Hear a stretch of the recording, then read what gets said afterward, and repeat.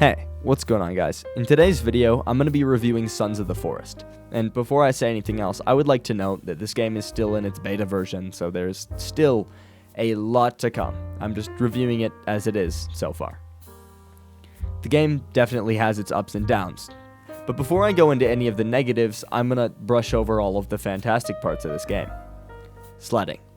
Now, this may sound dumb, but I swear to God, sledding in this game is the most fun thing I have ever done in my entire life. That is not sarcasm. You can sled down anything. Walls, hills, mountains, ground.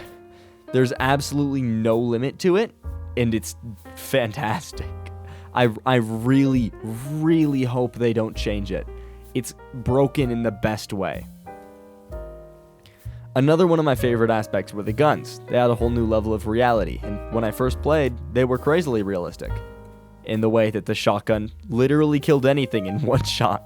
It was unfortunately nerfed, however. With this nerf, it also made the game slightly more playable, per se. Well, the shotgun was still very, very broken and still is one of the best guns in the game.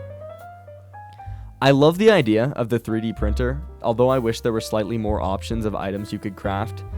The new building mechanics are very, very fun though, and you can have a total blast building the most obsolete garbage to ever exist.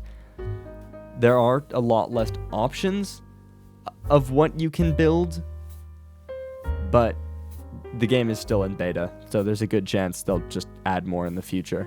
The game is absolutely stunning.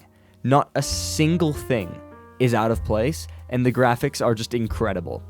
Even while you are legitimately flying across the map at Mach 11 because you took your slide off a little too high of a slope. The food mechanics work really well, and it fits the game, which is nice compared to the original Forest, which was a little annoying running out of food every 5 minutes. The inventory layout also matches the game a lot better and kind of helps immersion. Caves feel pretty nice, and the number of enemies in each cave is generally fairly balanced.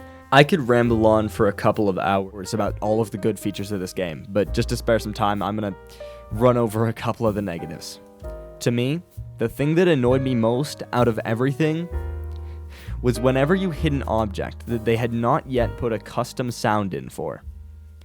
It just sounds like meat. I get not having everything fully polished.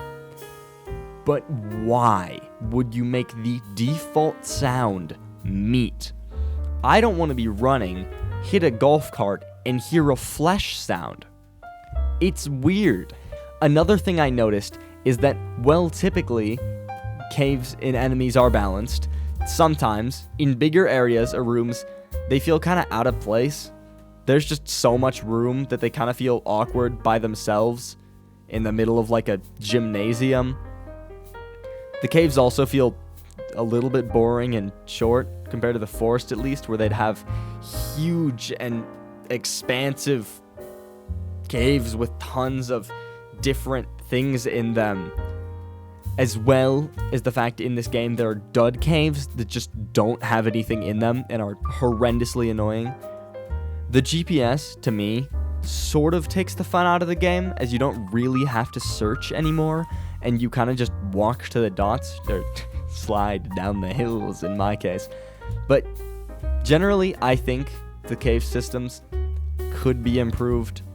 But before I end this review, before I stop everything, I'm just gonna address the massive elephant in the room that some people just seem to be ignoring. As of this moment, there is no final boss.